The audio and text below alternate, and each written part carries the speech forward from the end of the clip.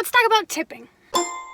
Uber founder and former CEO Travis Kalanick hates tipping. From the time that Uber was founded in 2009, he has always discouraged tipping. Part of the appeal of Uber was that it was a cashless, tipless system, and Uber repeatedly said that they didn't want there to be any uncertainty about the fares. At that time, drivers were getting 80% of the fares and Uber was taking 20%, so the system made sense. However, then Uber rolled out Uber Taxi, which made things a little more confusing. Uber Taxi is a partnership with taxis where you can order a taxi through the Uber app itself, and it's only available in certain cities. Even though it's only available in certain cities, when you're signing up for Uber, it would have information about whether or not you wanted to opt in to leave a tip on Uber Taxi, and people thought that that meant that it was for all Ubers. I don't know exactly when Uber Taxi started, but the first records that I saw was in 2012. Uber continually throughout the years stated that tips were just not involved. In 2014, they had a blog post that said, "Being Uber means that there is no reason to tip drivers with any of our services." In 2015, they said, "You don't need cash when you ride with Uber.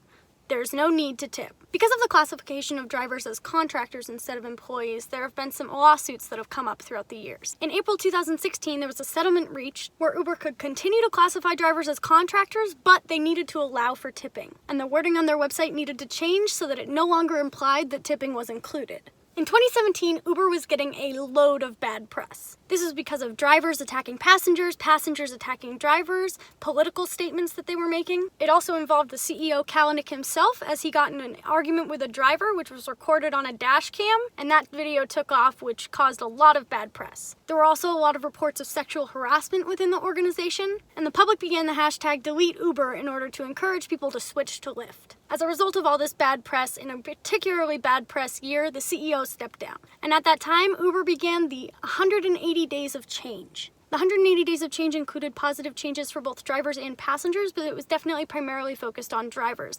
And one of the first things that they rolled out in June of 2017 was tipping within the app. Although it was rolled out and announced in June of 2017, many drivers didn't see it immediately, and you had to opt in to the system. Although it could have easily been rolled out without an opt-in system, the fact that drivers had to opt in didn't exactly help. Lyft, on the other hand, started in 2012 and they had tipping immediately. Over the years, Lyft has made changes to their system to make their tipping even better and encourage tips throughout. Lyft absolutely has a tipping culture, and that is part of the reason that many people started switching over to Lyft, in addition to the delete Uber situation. In November of 2018, Lyft announced that they would be allowing an automatic tipping system. This would be an opt-in system for passengers where, unless they stated otherwise, it would automatically give a 5-star rating and a tip to their drivers. This is a system that has a gradual rollout, so not everyone has seen it yet, but it did start in December of 2018. Now in 2017, the Rideshare Guy did a really awesome comparison between Uber and Lyft's tipping system. This showed just how much the system was built to encourage tips for Lyft and to discourage them for Uber.